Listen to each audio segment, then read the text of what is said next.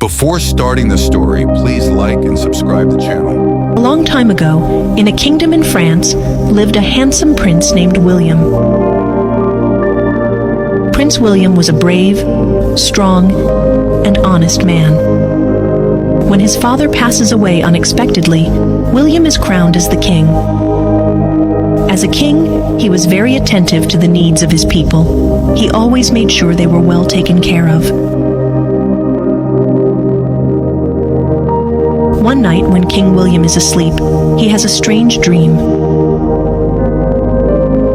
He sees a beautiful queen calling out to him for help. Your Highness, help me, Your Highness, help me. Your Highness, help me, Your Highness, help me.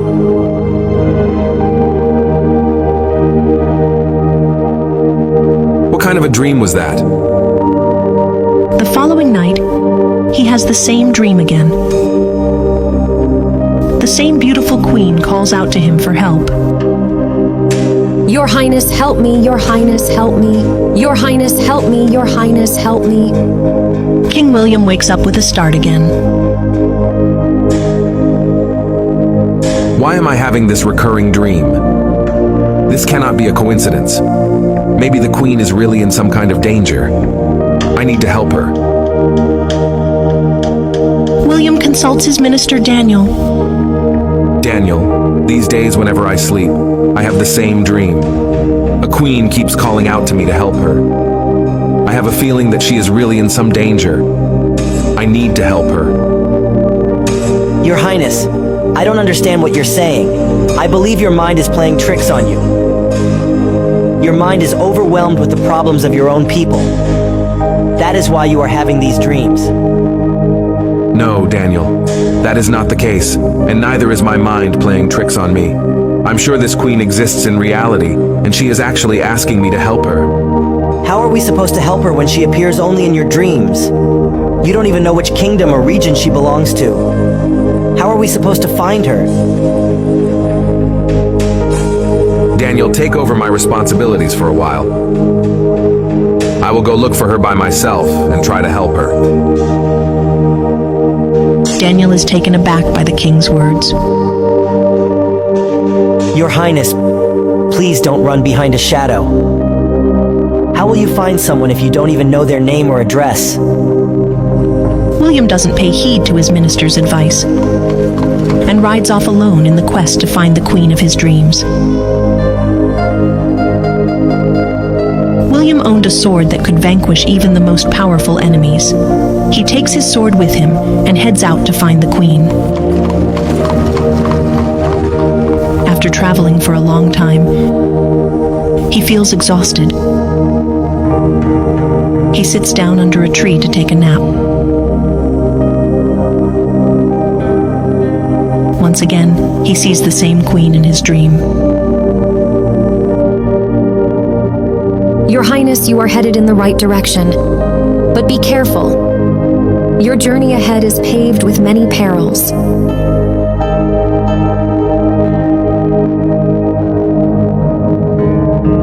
When William hears the queen's words in his dream, he is reassured that he is on the right track to meet her ahead. He wakes up from his nap. She came in my dreams again. Maybe she can talk to me because of some psychic powers. She is also telling me that I'm headed in the right direction. Now I'm sure of which direction I should follow. William continues his journey in the same direction. He reaches a dense jungle filled with wild animals. These are bloodthirsty and aggressive animals. They try to attack him to devour his flesh. He uses his sword to kill these animals. Finally, after defending himself from the wild animals, he makes his way out of the jungle. After that, William reaches a wide river. The river is infested with enormous crocodiles.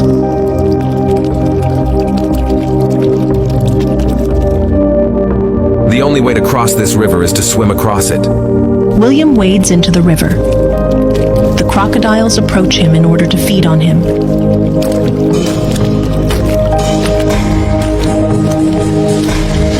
When they open their jaws to bite him, he uses his sword to kill them. In this way, he manages to swim across the river.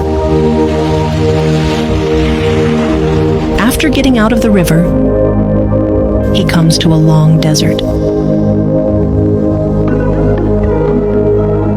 He walks across the desert and reaches a kingdom. Maybe this is the kingdom where the queen resides. William is relieved to finally reach the kingdom. He walks ahead and enters the kingdom.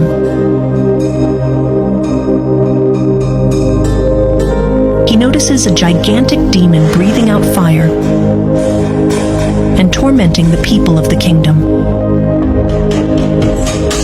William is taken by surprise upon seeing the demon.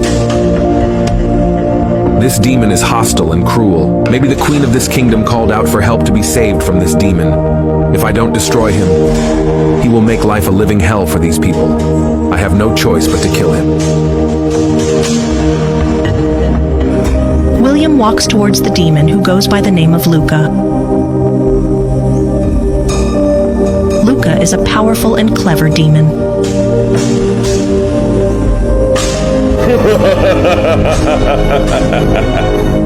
Now who are you? Are you not aware of who I am? People take one look at me and run away in fear.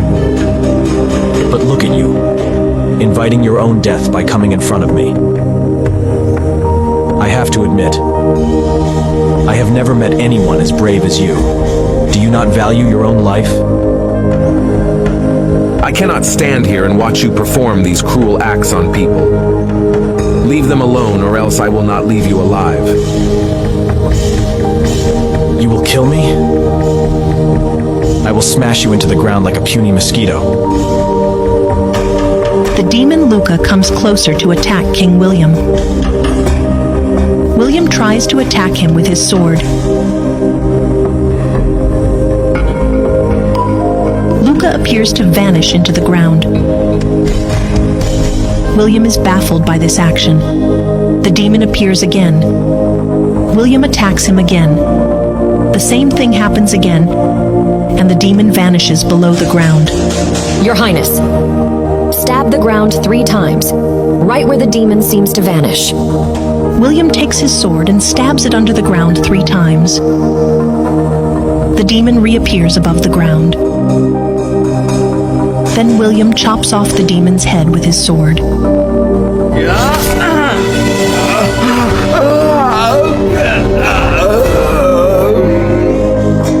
After the demon is dead, the people of the kingdom come out of their houses and stare at William in admiration. The queen of the kingdom, Hazel, appears in front of William. She is ecstatic to see William in front of her. William is also spellbound by the queen's beauty. Your Highness, you have done me and my people a huge favor by killing the demon. I will always be indebted to you.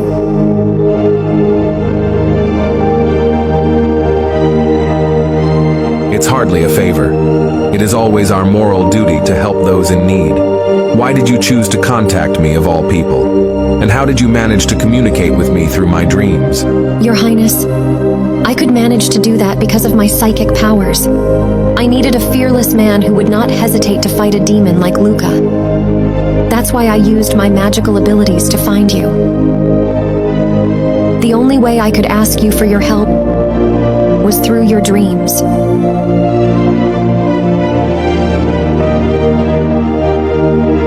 You became the queen of my dreams. How could I not come to help you? Queen Hazel, when I saw you in my dreams, I also fell in love with you. Will you please marry me? The queen blushes shyly on hearing the proposal. Her shyness conveys her acceptance of the proposal. Queen Hazel has also fallen for King William. After some days, the two get married amidst pomp and grandeur. They live happily ever after.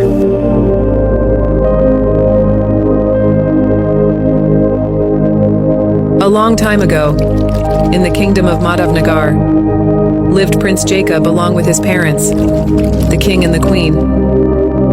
He was a handsome and brave young man. Jacob was madly in love with Princess Lily, who belonged to another kingdom.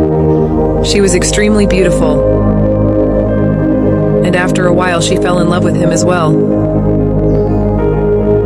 Lily and Jacob were deep in the throes of love. Lily, I just cannot live without you anymore. I think it's finally time for me to go talk to your father about our marriage. Lily is thrilled to hear Jacob express his intentions. Jacob approaches Lily's parents and asks for Lily's hand in marriage. When the king realizes that Lily is madly in love with Jacob as well, he agrees to the marriage. The date is fixed for the next month. Once the date is fixed, Jacob and Lily are in a state of bliss and can't wait for the date to arrive. But one day, the king of their rival kingdom challenges Jacob to battle it out with him. Jacob accepts the challenge and sets off to war. His enemy is more powerful than Jacob, and he loses the fight. After losing to his rival, Jacob runs away to save his life. He jumps off a ravine into the river to escape.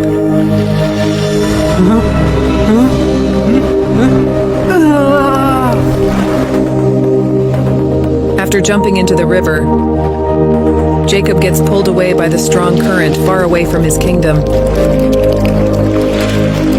He has badly injured his head because of the sheer drop from the ravine. He lies unconscious on the banks of the river. A fisherman and his wife, along with their young daughter, stay in a house close to the river. The daughter happens to be walking by the banks of the river when she spots Jacob lying there. When she finds him bleeding from the head, she quickly supports him on her shoulder and takes him home.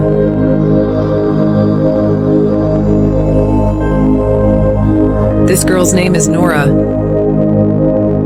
Father, I found this man lying near the river in an unconscious state. I thought we should help him. Nora's parents are pleased to see her so kind and helpful, but they are old now and can't take care of the man. Nora takes up the responsibility of bandaging his head and tending to him. After some time, the prince regains consciousness. When he looks around him, he seems baffled and disoriented.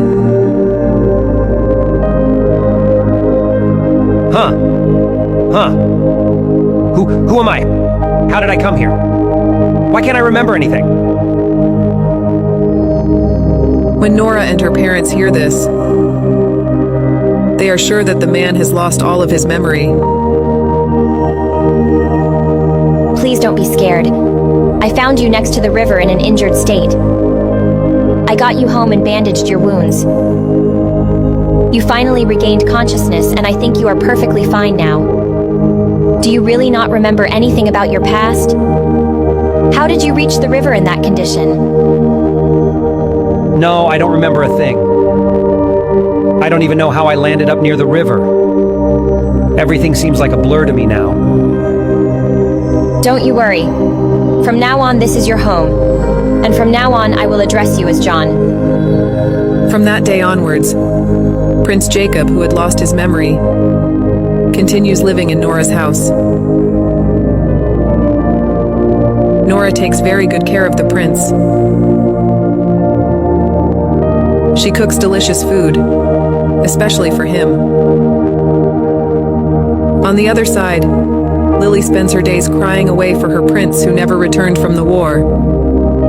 She is not interested in eating or drinking anymore. Her father Elijah is very concerned and worried about his daughter's condition. Dear daughter, what has happened needs to be put behind us. If you stop eating food and stop living your life, what will you do if something happens to you? I beg of you, please forget the prince now. He is no longer alive. There is no hope that he will ever return. My advice to you is to start afresh. No, Father. I can never forget Jacob as long as I live. He is my one true love. It is not in my control to forget him. Father, if my love is true, Jacob will definitely return one day. My heart cannot accept that he is not alive. He has to come back to me. Till the day he returns, I will live my life only with his memories. Lily refuses to move on and forget about Jacob in spite of her father convincing her to do so. She keeps waiting for him to return. Here, Prince Jacob spends more time with Nora under the alias John. Every day he goes to the jungle with Nora to chop wood for the kitchen fire. Then they go to the river to catch fish. Jacob spends the whole day in Nora's company. Slowly and steadily, they begin to fall in love with each other. Nora is a good-hearted and honest person.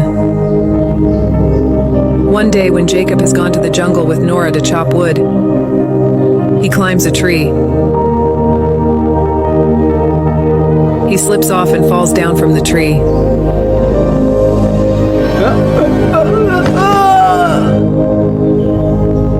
He lands on his head and injures it again.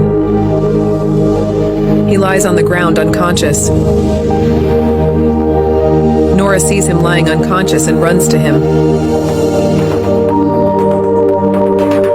John, what has happened to you?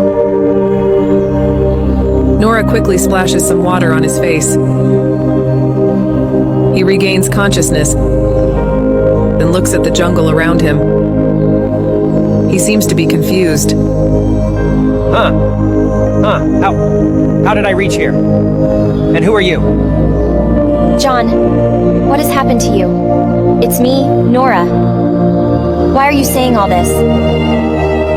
My name is not John, it's Jacob. I'm a prince. Please forgive me, but I don't think I know you. After listening to Prince Jacob, Nora's eyes well up with tears.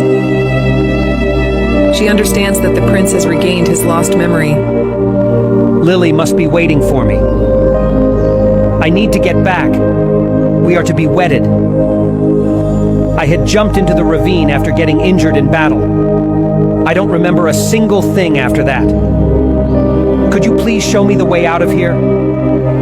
Lily must be so worried about me. Nora is heartbroken after listening to the prince's words. But she does not bring up the topic of their relationship or love for each other. Okay, Prince Jacob. I will show you the way out of here. The prince bids farewell to Nora and hires a boat to make his way back to his darling Lily.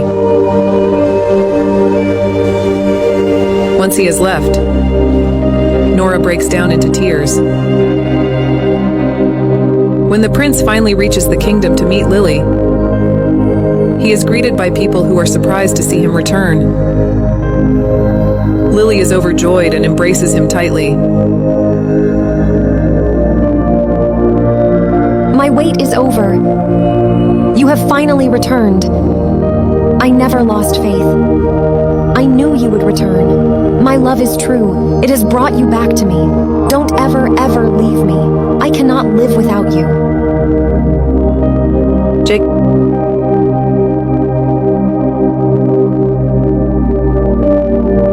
Once upon a time, there was a ruler named King Ban Singh. The people of his kingdom were very happy under his rule. He had 2 wives and a very dear friend by the name of King Sid Raj,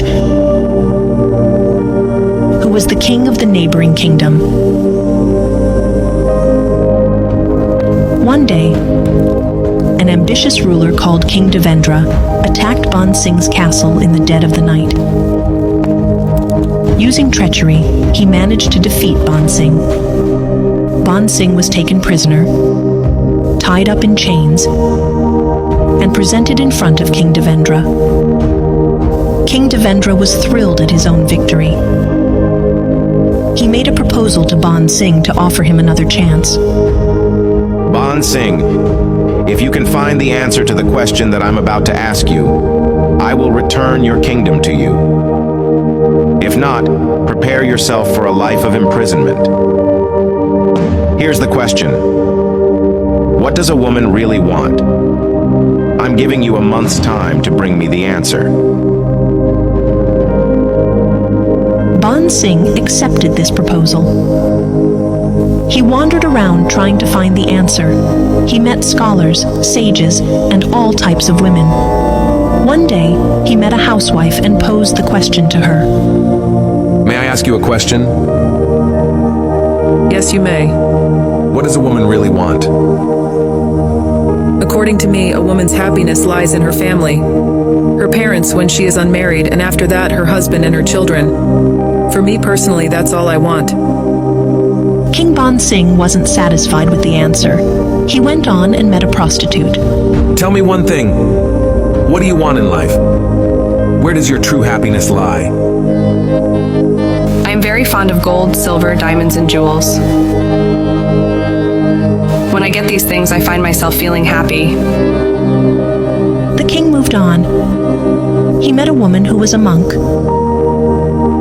Enlightened one, what are you searching for in life? I want peace of mind. I want solitude and wisdom. I am most happy when I am deep in the midst of prayer. The king was still not satisfied with the answers. He met a queen and posed the same question. Your Royal Highness, according to you, what does a woman truly want? I'm a queen. Hence it is understood that my kingdom is dearest to me. Would women not want to lead a royal life like me? I'm sure every woman wants to live the life of a queen. King Ban Singh met prostitutes, maids, royals, housewives, and spiritual women to find out what a woman truly wants. But after listening to all of them, he was confused. He was still not satisfied with the answers he had received. A month had almost elapsed. He had still not found the answer he was looking for. He decided to go consult his dear old friend, King Sid Raj. He was sure his friend would help him out. Ban Singh reached Sid Raj's castle. Come, my dear friend. Greetings to you. From what I had heard, you lost in the battle and were held captive by King Devendra, right? How did you manage to release yourself and come visit me? King Devendra has presented me with a proposal to release me and return my kingdom to me.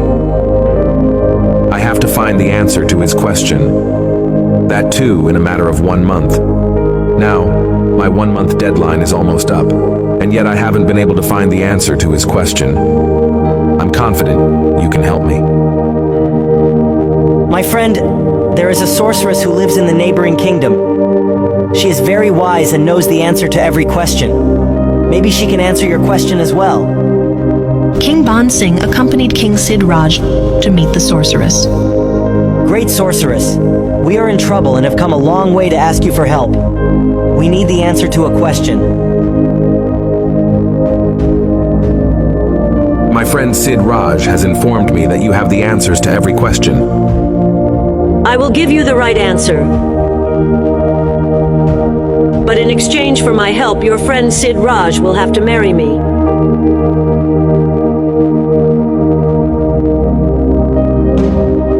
The sorceress was not just old, but very ugly as well. Her mouth stank, and a decayed tooth flashed out in her evil smile as she looked at Ban Singh. Not at all. I cannot ruin the life of my close friend for my freedom and my kingdom. Sometimes true friendship requires a sacrifice. Can I not make a small sacrifice for my dear friend's life? I am willing to marry the sorceress if it means that you get your freedom back. Sid Raj refused to listen to Ban Singh and agreed to marry the sorceress to save his friend's life. Finally, the sorceress answered the question. What women want is to be self-reliant enough to take their own decisions.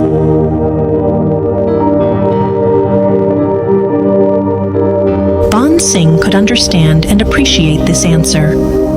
After the 1-month deadline reached its end date, King Ban Singh presented himself in front of King Devendra. Your Highness, I have found the answer to your question. Really? You have found the answer just in the nick of time. Today I decide whether you are released or imprisoned for life.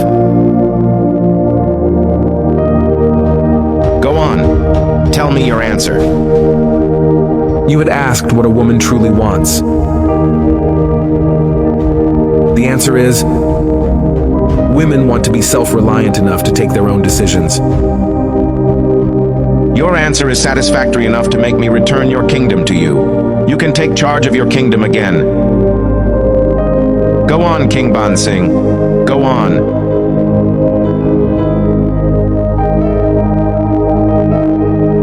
Thank you, Your Highness.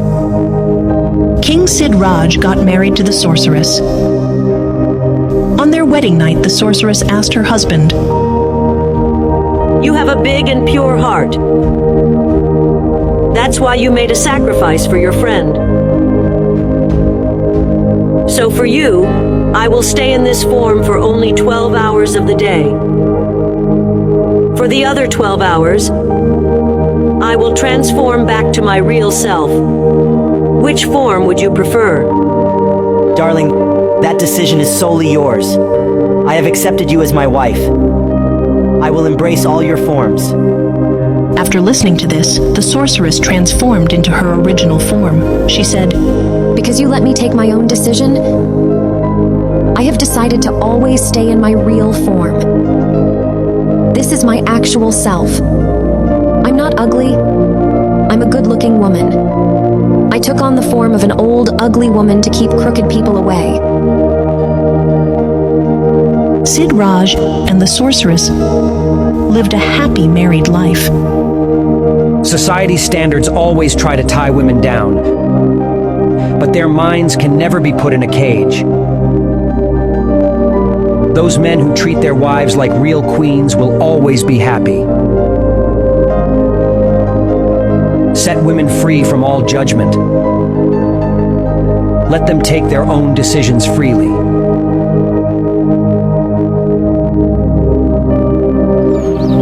King Francis, who ruled over his kingdom, lived with his wife Elena and his son Prince Harry. Prince Harry considered himself to be the most handsome, strongest, and most intelligent prince in the world. He would keep glancing at his reflection in a beautiful mirror and admire himself endlessly. He was also hot-tempered, vain, and rude without realizing it. The staff at the palace was terrified of his outbursts. They would try to avoid him if they saw him around. Who's placed this flower vase here? Blurt it out, unless you want to regret it later. I'll fire the whole lot of you. Forgive me, Your Highness. It was me. I placed it there by mistake when I was cleaning the room. I will keep it back in its original place. You have become so old, yet it seems to me you still lack common sense. I will not tolerate such carelessness in the future. Every single item must be kept in its place. I have been observing how lazy you people have become. Keep in mind, I'm not the sorts to give second chances. The members of the staff bowed their heads down and did not utter a word. One day, a renowned magician named Gogo approached Prince Harry's court. He had a request. Hail, Prince Harry. I am Gogo the magician. If I have your permission, I would like to perform some magic tricks for you. All right, go ahead and show me your magic. Gogo performed some extraordinary magic tricks. He transformed a guard into a beautiful girl. Everyone laughed at this feat. He made horns grow out of another guard's head. Everyone at the court was amazed. He transformed a parrot kept in a cage into a nightingale. After some time, he turned them back into their original form. While all this was going on, a saint appeared in front of the prince. Hari Om, Hari Om, Hari Om. The prince completely ignored the saint. He was more interested in challenging the magician. Can you turn day into night? No, my prince. I cannot meddle with the laws created by God himself. Can you create a man who is more handsome, more intelligent, and stronger than me? Of course, I can do that. Should I present him in front of you? Someone more dashing and stronger than you? Not at all. I would not be able to tolerate that. There is no one more handsome, strong, or intelligent than me. Get out of my sight immediately. The magician was hurt and felt badly insulted by the prince's rude words. The prince had disrespected the saint as well. Mr. Magician, it is pointless to continue in a place where you are not respected. The prince is consumed by arrogance and has insulted both of us today. Come on, let's go from here. Yes, please leave. Were you invited here in the first place? The saint got furious on hearing this. In a fit of rage, he cursed the prince. These look that you are so proud of, this so-called intelligence and strength that you boast of, all of this will be taken away from you. You will be trapped in a mirror that will be far prettier than you.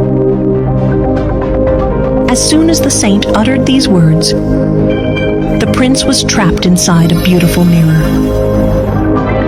All his looks, intelligence, and strength disappeared from sight. The prince was highly regretful.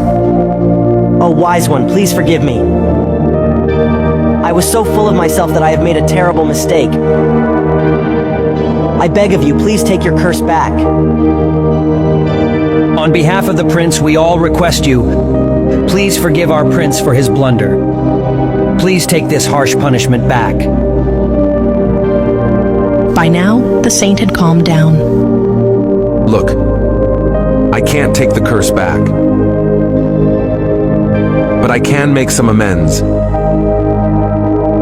If in the future, a good-hearted woman who doesn't know about the curse will fall in love with him in the mirror, he will return to his original form. Till that day, he will continue being trapped in the mirror. The saint and the magician went away. The vain prince lay trapped in the mirror. The minister carefully kept the mirror in a safe spot. Even though he was trapped in the mirror, the prince was not visible to most people. The king was saddened by this turn of events and missed his son tremendously. My dear prince, I'm sure you are feeling miserable and trapped in this mirror. You can't even express your emotions. The king displayed the mirror for many princesses to see, but they all looked away in disappointment. Not only the king and queen, but all the courtiers too were heartbroken with what had transpired with the prince. They could not figure out a way to release the prince from the mirror. One day, King Francis visited his dear friend, King Albert. He took his beloved mirror with him. He stayed at King Albert's palace as a guest. He had placed the mirror in a safe place. When King Albert's maid Sarita was cleaning the room, She spotted the mirror and started cleaning it. There was a special light emitting from the mirror. She informed Princess Margaret about the beautiful mirror. Princess Margaret was good-hearted, kind, and generous. There was not an ounce of arrogance in her heart. She used to treat everyone with respect. Sarita, this beautiful mirror certainly has a unique quality to it. It has a special glow coming from it. You did the right thing by bringing it to me. I will request King Francis to gift it to me. As soon as Sarita turned to leave, her hand brushed against an expensive vase. The vase fell down and broke into pieces. The maid was scared of her mistake. Princess Margaret, please forgive me. I have broken the vase by accident. Sarita, it's perfectly fine. We will get a new vase. I hope you are not hurt. No, Princess, I'm not hurt. You are very good-hearted. The prince was watching all this unfold from inside the mirror. His heart melted on watching the princess display such a forgiving, fair, and kind attitude toward others. He felt transformed, and at that point, he was ashamed of his past behavior. A bright light emitted from the mirror. Because Margaret was a pure soul, she could see and hear the prince in the mirror. Hello, Princess Margaret. You really possess a good, kind, and joyful heart. I wish I could be like you. The man who you choose as your life partner will certainly be a lucky man. Dear Prince, I am sure you possess these qualities as well. You can win over many hearts with the power of your mind and your genuine emotions. Dear Princess, can I win over your heart? Yes, you can. I can sense the transformation going on in your heart. Will you please accept me as your life partner? Of course I accept. Margaret was impressed by Prince Harry's words. She immediately took a liking to him. Dear Princess, you have released me from this mirror and a terrible curse as well. Prince Harry learned the greatest lesson in his life, and all his vanity dissolved away. He transformed into a forgiving, generous, and capable prince. Prince Harry and Princess Margaret got married, and they lived happy, content lives.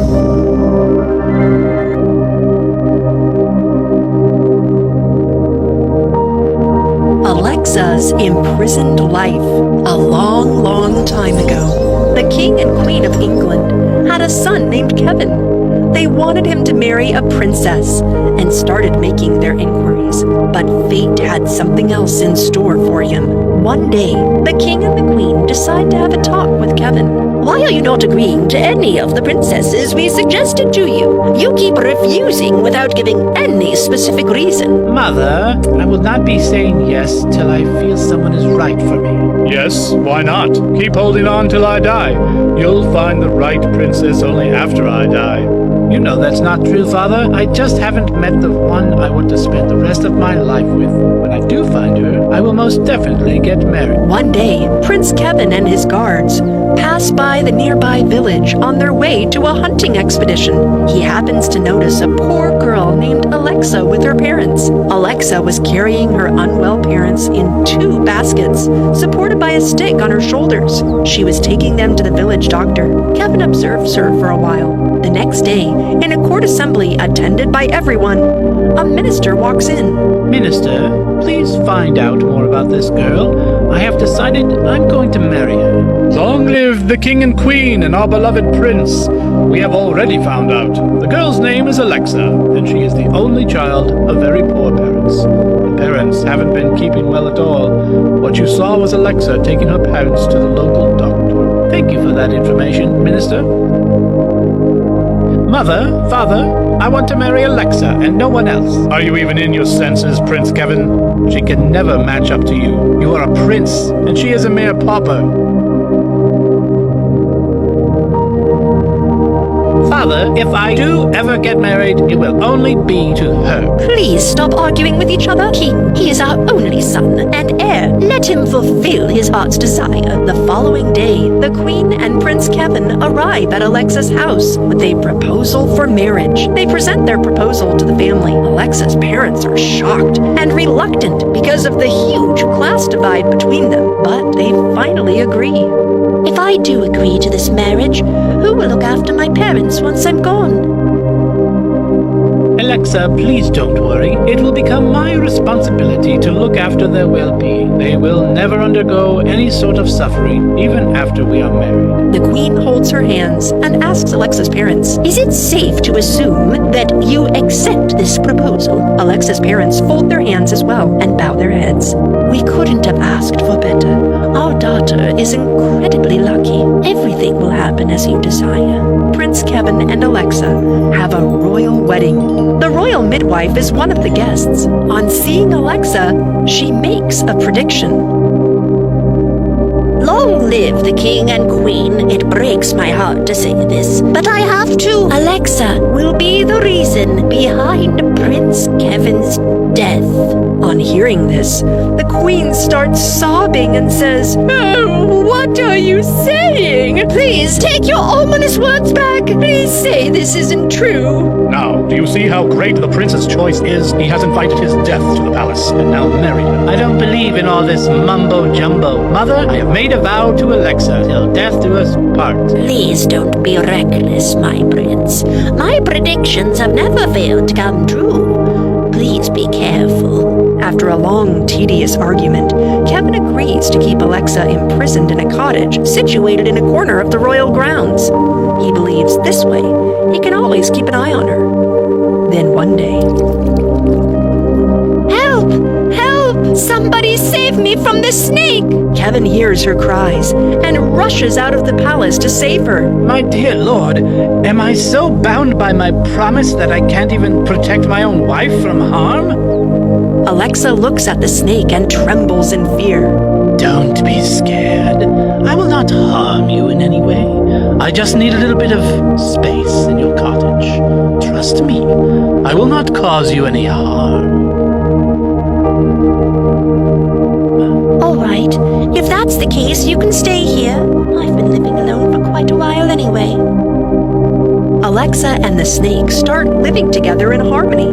Alexa tends to the snake every day and provides it with food. One day, on the occasion of the snake festival, Alexa prays to the snake, asking for her husband's long and healthy life in return. Alexa, you are so naive. You are praying for the husband who does not even care about you. No, that's not true at all. If he didn't care, he would not keep me so close to him. Just bless me, please, so I may always have him as my husband. Days passed, till one day, an epidemic broke out in the kingdom. The whole kingdom came down with the illness, including the king, queen, and Kevin. Alexa was thankfully spared. When she comes to know about them being bedridden, she is filled with sadness. I need to go to the palace to tend to my family. Alexa, have you forgotten about the promise? I remember the promise, but I cannot forget where my duty lies. They need me today. There is no staff to take care of them at the palace.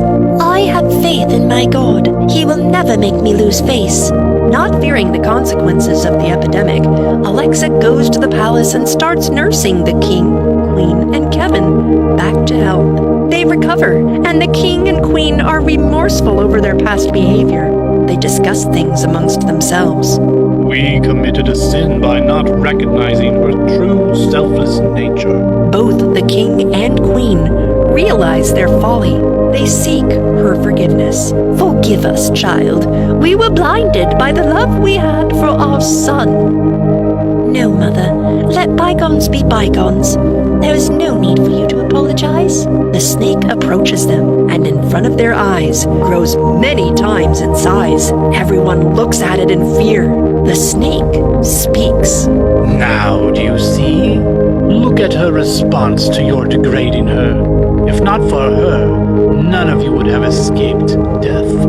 There's still time to turn over a new leaf. After saying thus, the snake disappears. So, what is the moral of this story? That fate can be overturned by the good deeds we perform. The end.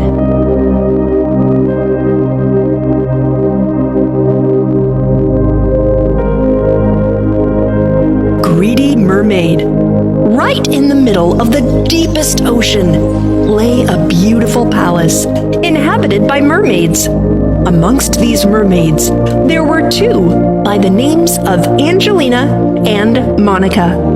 Angelina was beautiful, honest, and dutiful. Monica had a greedy and envious temperament. Angelina was loved and respected by all the mermaids. Monica was jealous of her popularity. The Mermaid Queen had gifted Angelina some dazzling jewels, colorful costumes, and makeup. When Monica saw these, she desired them for herself.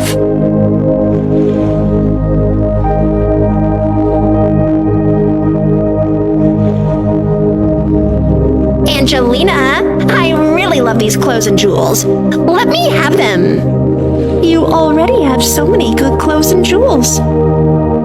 Okay. You can have them. You are very sweet. One day, Angelina and Monica were swimming near the surface of the ocean. They saw a storm brewing in the seas. Soon enough, they spotted a ship caught in the eye of the storm. The passengers were putting on their life jackets and jumping off the ship in order to save their lives. A handsome young man stood at the deck, observing the others. He did not have any life jacket to save himself. After a few minutes, the ship started sinking. He jumped straight into the water. Angelina was watching them from a distance. She rushed and swam ahead to rescue him.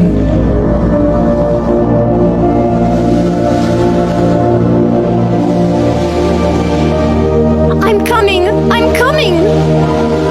In the blink of an eye, she reached the young man. She rescued him and pulled him to the shore.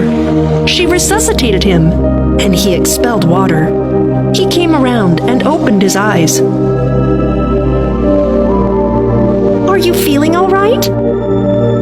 Yes, thanks to all of you, I'm feeling fine. You have done me a big favor by saving my life. How can I ever repay you? There is nothing to repay. This was my duty. Yes, I would like to ask you one thing. Why did you risk your life like that? If you wanted, you could have chosen to find a life jacket and save yourself.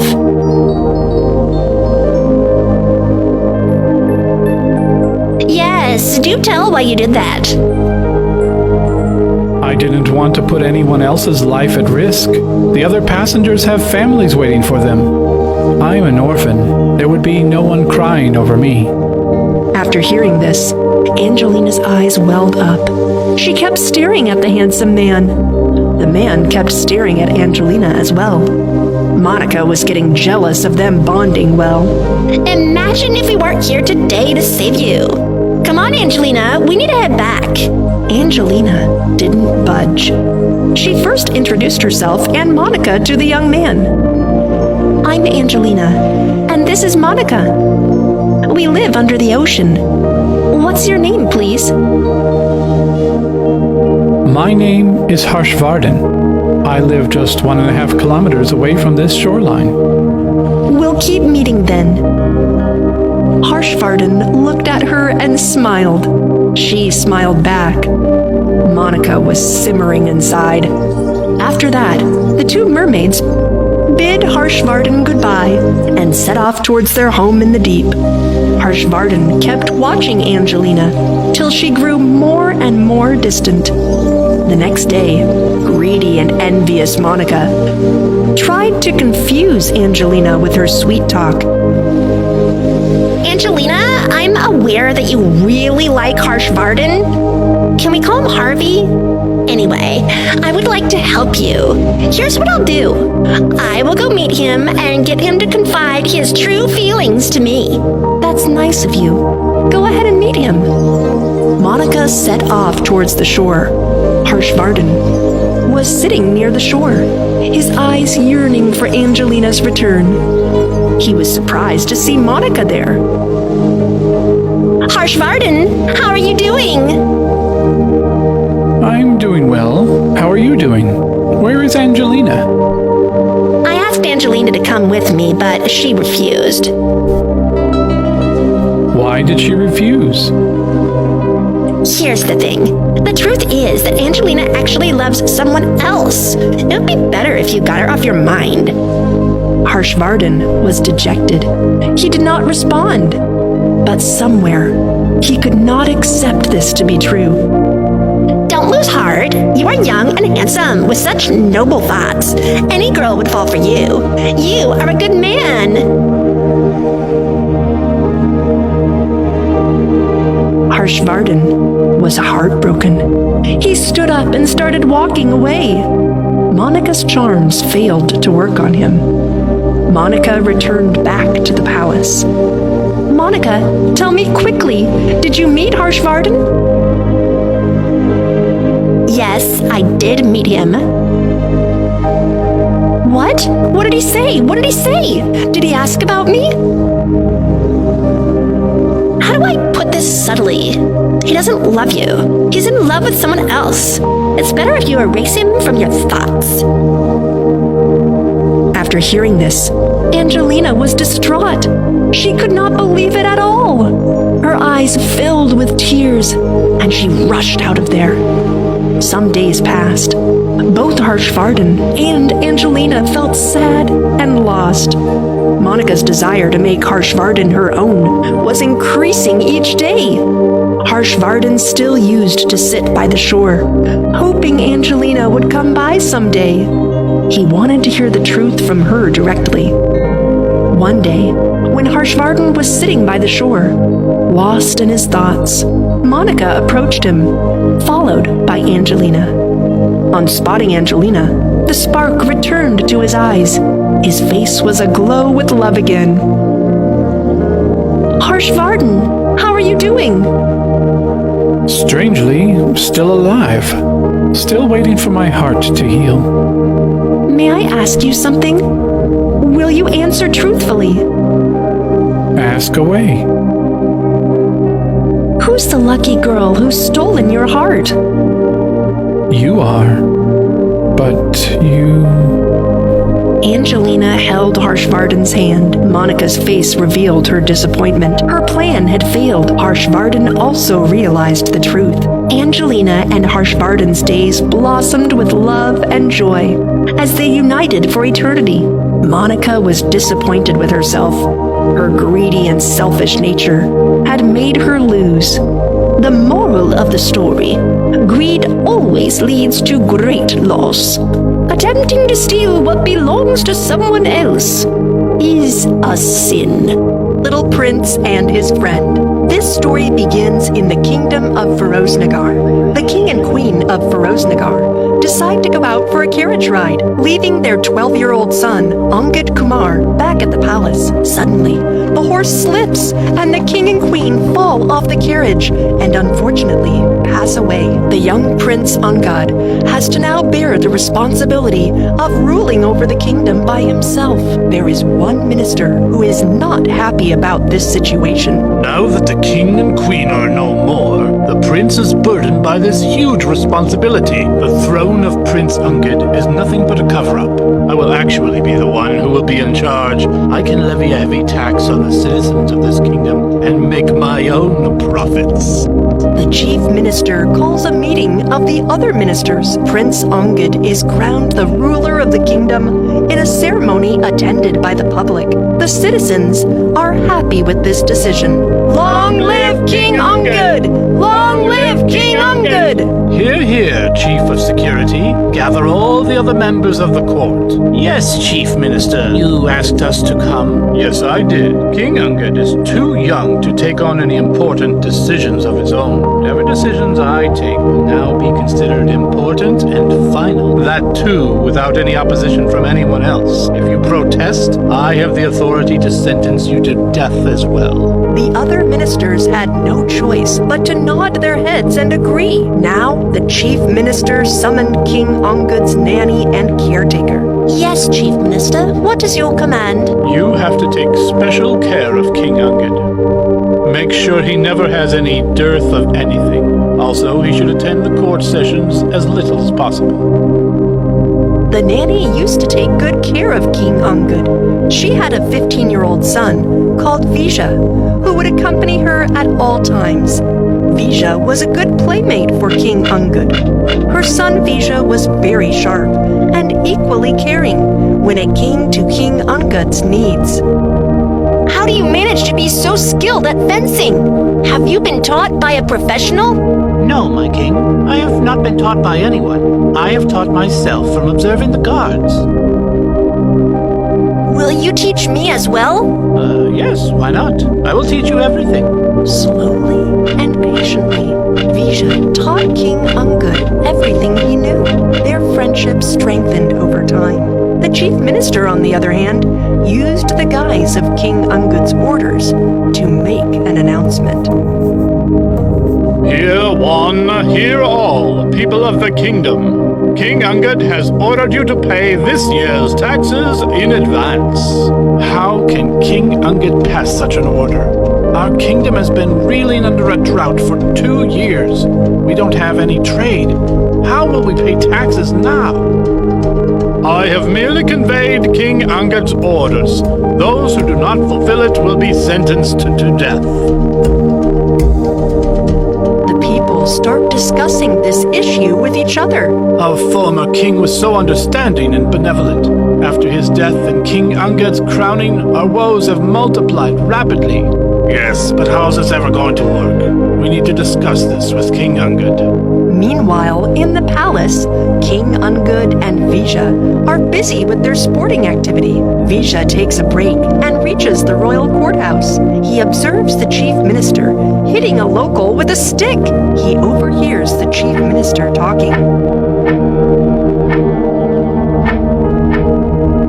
You thought you could come here and meet King Ungud and expose my plans? Are you not aware that he is king just for show? I'm going to be the real ruler of this kingdom. Only me. The chief minister then gives a command. Take him away and lock him up. Vija overhears everything, and he goes and repeats everything to his mother. Mother, are you aware of what's happening here? The chief minister is committing injustice under the name of King Ungud. Yes, my son, I'm already aware of this. But what can we possibly do? If we inform King Ungud about this, and the chief minister gets a whiff of it, we will both be sentenced to death. But mother, I can't allow this to happen to our people. I will tell King Ungud everything because I'm his true friend. Vija and King Ungud are playing inside the palace. Vija pushes King Ungud and he falls to the ground. King Ungud talks to Vija. Vija, my dear friend, why did you do that? Why did you push me? See, I've hurt myself now. I didn't do anything. You are elder than me, and yet you pushed me. Look, I've hurt myself. This is injustice, isn't it? Vija, what do you mean when you say that injustice is happening with our people? Vija then goes on to explain all the wrongdoings happening with the people of the kingdom. Then Vija says, King Ungud, let's disguise ourselves and go out at night to understand the public sentiment. You are absolutely right. Let's do this tonight. King Ungud and Vija go out and mingle with the public. A group of people are talking. How do we go out and meet King Ungud? His whole cabinet of ministers is corrupt. To top that, if you want to meet a minister, even guards demand money. Where do we get so much money from? King Ungud and Vija start talking to the group of people. I am King Ungud. Ungud. Tell me your problems, please. I have come here under disguise only to understand your problems. All the people talk to King Ungud about their individual problems. King Ungud is shocked after listening to the revelations. He assures the public that things will improve from here on and that he will personally take charge. The next day, King Ungud makes an appearance at court. Chief Minister, please assemble all the guards. Yes, my king. Your kingship, what is your command? King Ungud gives the orders to the other guards. Guards, thrash these corrupt guards so hard till the skin falls off their bones. No, don't hurt us. Please don't hurt us. We haven't done anything wrong. You stopped my public from meeting me. Not only that, you took money from them. You took bribes. No, my king. We were ordered by the chief minister to do that. If we didn't follow, he would have sentenced us to death. No, King Ungud, I didn't do that. They're making up lies. Guards, arrest this corrupt minister and beat him up till he grovels in pain. King Ungud makes an announcement to the public. Everyone is exempt from paying taxes till the monsoon arrives. Bijah tells him, We need to ensure our cabinet consists strictly of honest ministers. Also, we need to start touring our neighboring countries to build better relations. That way, we can avoid wars and conflict. King Ungud and Bijah set off to their neighboring countries with a team of honest ministers. They extend a hand of friendship to the existing rulers. The kingdom is governed in an efficient and transparent manner. The people finally get to lead a peaceful and happy life. If you enjoyed this story, please like and subscribe our channel and press the bell icon to get future updates. And don't forget to comment. Many years ago, a small family used to reside in a hillside village in the Zurich district of Switzerland. The family members consisted of Alvin, his wife Maria, his beautiful daughter Teresa, and his much-adored son Peter. Alvin's daughter Teresa and his son Peter were blessed with good looks. They had soft and curly locks, wide and lively eyes, and pleasant faces. People would often stop and stare at the children. Terry, look, a mouse at your feet. Dear God, you prankster, don't you ever get tired of troubling me? My dear sister, I was just fooling around. You really scared me. You know I'm petrified of mice, don't you? Come on, Terry. Those little white mice are so cute. How can you be scared of them? Now listen, I'm off to pick strawberries. Would you please come with me? No, not at all. You will keep troubling me all along the way. I will go with Papa. Peter walked away, and his sister followed him. My dear sister, now why are you following me? Teresa took the lead. Silly boy, I'm not following you, I'm leading. You follow me, only if you want to find the sweetest strawberries. Yes, ma'am. The siblings walked on ahead and turned towards the forest. Hey, Terry, where are you taking me? What a clown! You are the one walking in the front. Oh dear, where have you brought us? All the trees are barren here. Look at the ground. It's dry and cracked. Have we entered a different world altogether? There's hardly any wind and the sun is burning like a raging fire. Bats are crawling on the ground and the frogs are jumping all around. We have lost our way for sure. Stuck in the wrong place, who knows? I'm feeling very thirsty. Look over there, I can see a house ahead. The door seems to be opening further. Hello, we have lost our way. We are also feeling very thirsty. Please, can we get some water?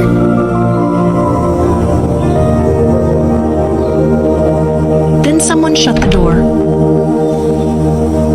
Terry, I can't take it anymore. I need water badly. Please, I need water.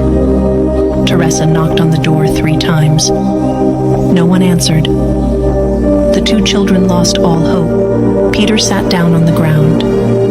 For the love of God, please open the door. I can't see my little brother suffering like this. The door opened, and a middle-aged woman stepped outside. Who are you two? How did you reach here? This is a desolate place. Please go away from here. Ma'am, we are siblings and we have lost our way. My brother Peter is very thirsty. Please be kind enough to offer him some water. The lady fetched some water and offered it to Peter. Peter was very thirsty and finished all the water in one go. Terry, I'm really sorry. I'm so selfish. I finished all the water. In this horrible heat, you must be thirsty too.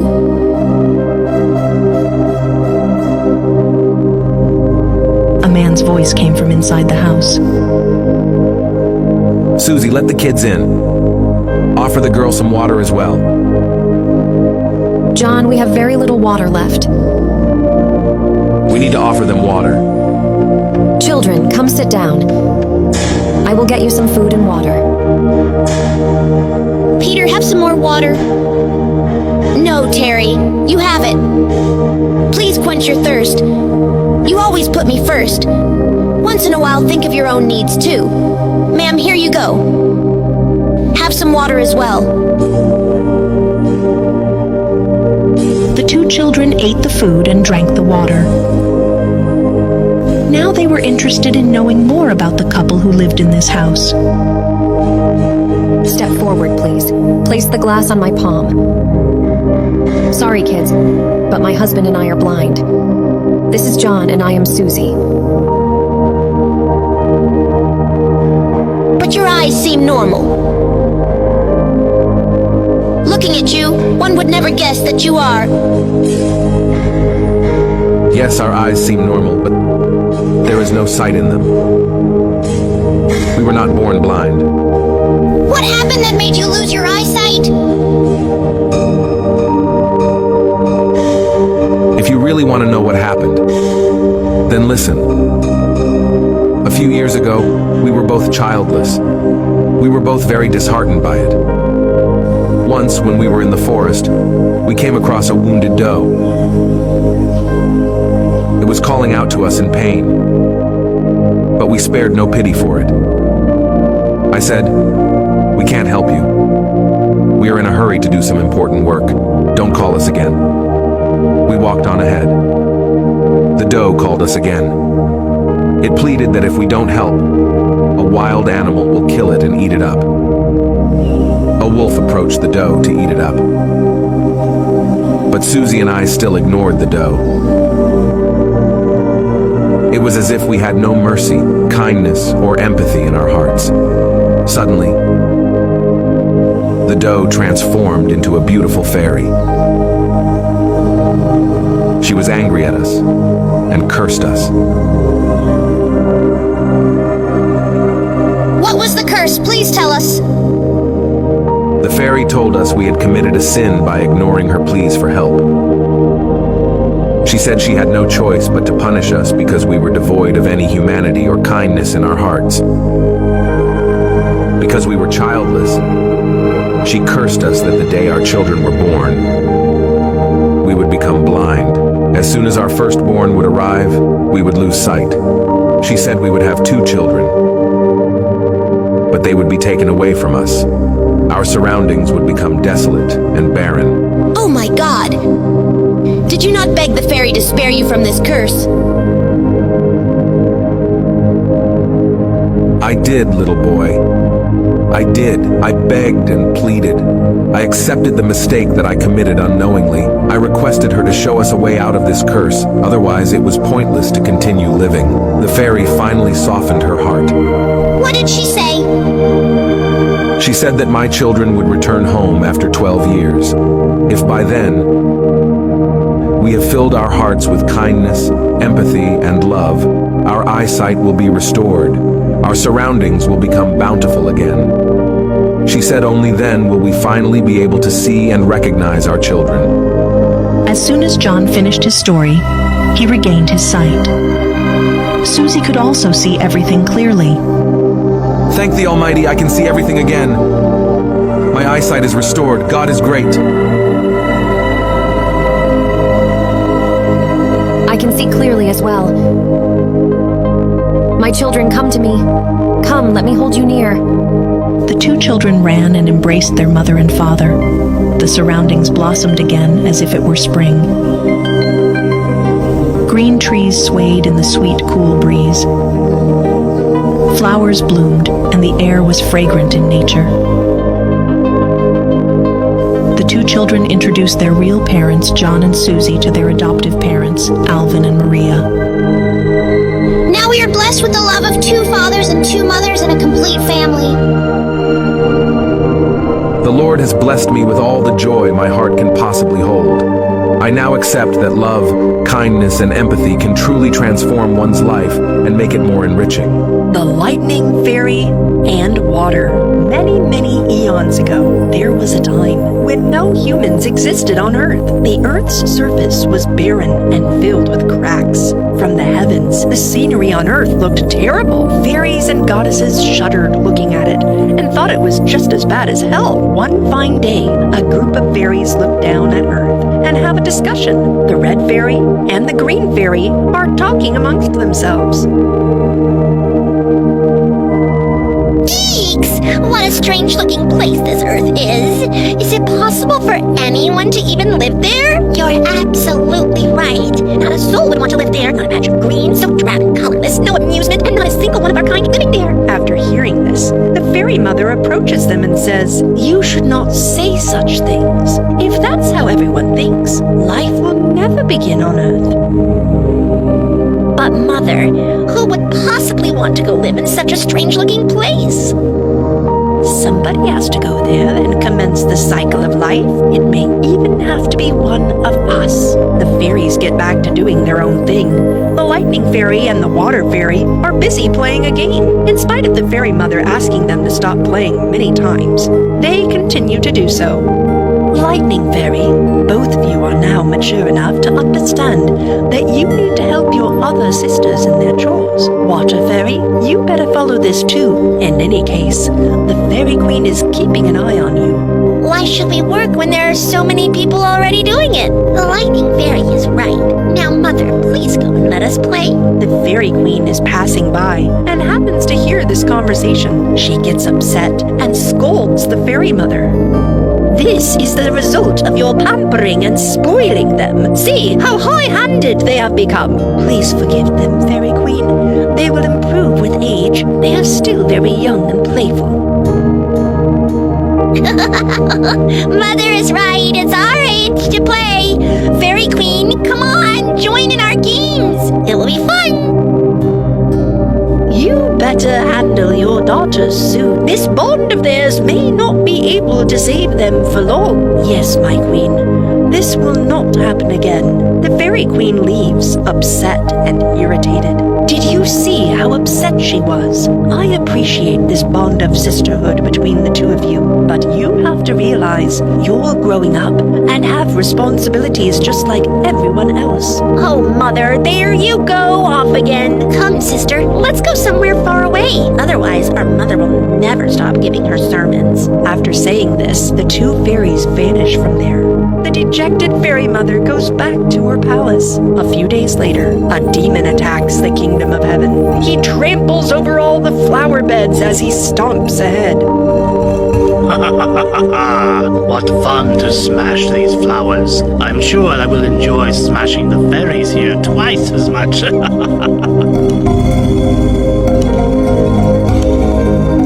On hearing the commotion, all the fairies come out of the palace. What an enormous demon! Why is he here, Mother? I'm feeling very scared. Don't worry, children. We can defeat him with the power of our magic wands. But Mother, he is huge! I can't even look at him! I'm so scared! Nothing will ever come out of fear, children. We must be brave and fight him. The demon hears this and laughs.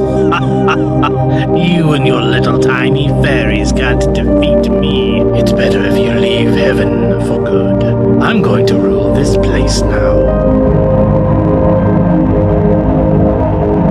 You fool! Forget Forget you. There's not another single being that can snatch our homes away from us. Come on, fight us if you can. A battle begins between the demon and the fairies. After a while, tired of resisting the demon, the fairies weaken and begin to collapse. What happened, little fairies? Is that the best your magical powers can do? We will never let you win. This is our home, and will always remain our home. On hearing the battle cries, the Fairy Queen, along with the other fairies, comes rushing out of her palace. The losing battle is now won, thanks to the immense magical powers of the Fairy Queen. When the Fairy Queen becomes aware of the fact that both the lightning and water fairies were not present to help in the battle, she becomes furious. Now do you understand? In spite of my many warnings, these two have failed to be responsible. Now no one can save them from my curse. Don't do that, please. I beg of you, Fairy Queen. They will bear the consequences of their actions. That's my decision, and my word is final here. At that moment, the lightning fairy and the water fairy enter, laughing and oblivious of what has happened. When they look around, they are taken aback. What happened here, Mother? Was there a storm? Why are you silent, Mother? Tell me, what's happened here?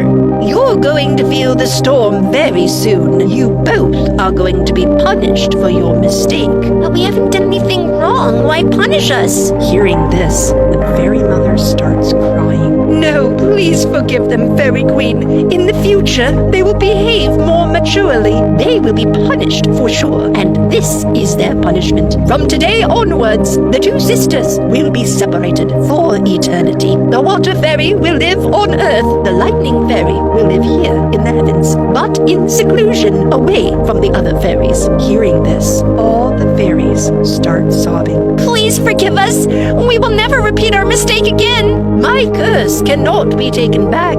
This is your punishment to suffer from that day onwards. The water fairies started living and flowing on Earth. The lightning fairy lived in heaven, lonely and silent. After being separated, the two sisters would cry all the time. One day, the lightning fairy tells the fairy mother, Mother, I'm missing my sister a lot today. I wonder how she must be surviving on that horrid Earth. All the fairies, including the fairy mother, plead to the Fairy Queen.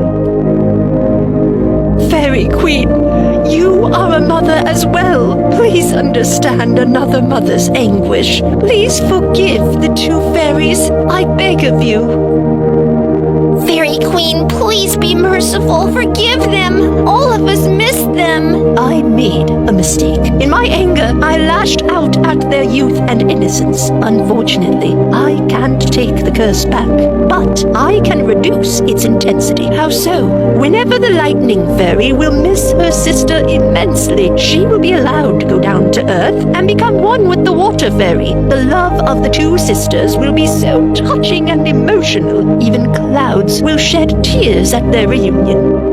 Thank you. We fairies are forever grateful to you for that. And so it goes. The cycle of lightning striking water and becoming one with it began that day. The clouds shed tears, enraptured by the love between the two sisters. Earth was no longer barren. It became flushed with greenery, and living creatures finally called it their beautiful home. The end. The Toothless Beast.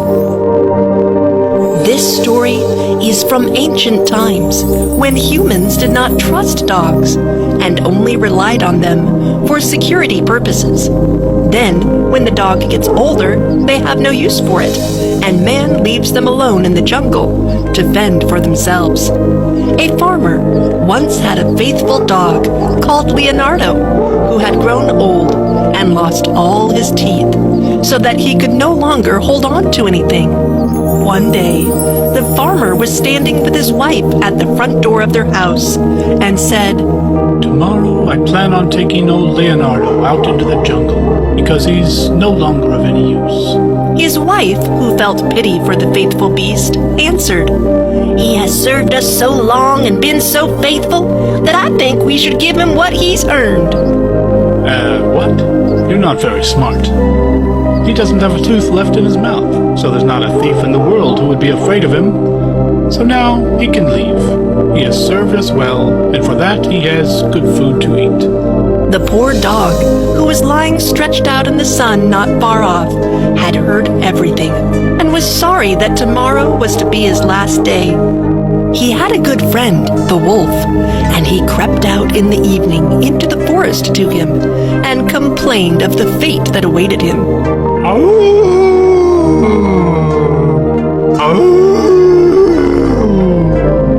Said the wolf. Be of good cheer. I will help you out of your trouble. I have thought of something. Tomorrow, early in the morning, your master is going with his wife to make hay, and they will take their little child with them, for no one will be left behind in the house. During work time, the parents will need to lay the child under the hedge in the shade. You lay yourself there too, just as if you were going to guard the little one. Then I will come out of the woods and carry off the child. You must rush swiftly after me as though you were going to take the child away from me. I'll give you back the child, and you will take it back to its parents, who will think that you have saved it, and will be far too grateful to do you any harm. Rather, you will be in high favor, and they will never let you be in need of anything again.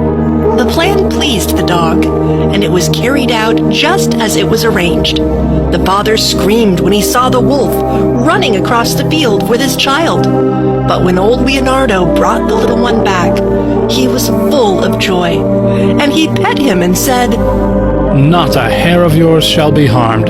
You shall eat of my food freely as long as you live. And to his wife he said, Go home at once and make old Leonardo some bread sop that he will not have to bite, and bring the pillow out of my bed, and I will give him that to lay upon. From that day on, old Leonardo was as well off as he could ever wish to be. Soon afterward, the wolf visited him and was pleased that everything had succeeded so well. For payment of the favor I did for you, you will turn a blind eye. When I have the chance, I carry off one of your master's fat sheep. Don't count on it. I will remain true to my master. I cannot agree to that. The wolf thought that the old dog must have been joking about not agreeing with him. So, one night, he came creeping about in the night and was going to take away the sheep. But the farmer, to whom the faithful Leonardo had told the wolf's plan, caught him and dressed his hide soundly with the flail. The wolf had to back off, but he cried out to the dog, Just you wait, you scoundrel! You shall pay for this! The next morning, the wolf sent the wild boar to challenge the dog to come out into the forest so that they might settle the so-called agreement that the wolf thought was broken. Old Leonardo could find no one to stand by him, but a cat with only 3 legs. As they went out together, the poor cat limped along, and at the same time stretched out her tail into the air in pain. The wolf and his friend were already at the spot appointed, but when they saw their enemy coming, they thought that he was bringing a sword with him, for they mistook the outstretched tail of the cat for a sword. And when the poor cat hopped on its 3 legs, they could only think every time that it was picking up a stone to throw at them. So they were both afraid. The wild boar crept into the underbrush, and the wolf jumped up a tree. The dog and the cat, when they came up, wondered why there was no one to be seen. The wild boar, however, had not been able to hide altogether, and one of his ears was still visible. While the cat was looking cautiously about, the boar wiggled his ear. The cat, who thought it was a mouse moving, jumped upon it and bit it hard. The boar made a fearful noise and ran away, crying out, Spare me, please! Please, the wolf is up in the tree! The dog and the cat looked up and saw the embarrassed wolf, who was ashamed of having shown himself to be afraid, and he made friends again with the old dog. Then the 3 of them lived happily ever after, till the day when Leonardo passed away, on the loving laps of the farmer and his wife. The end.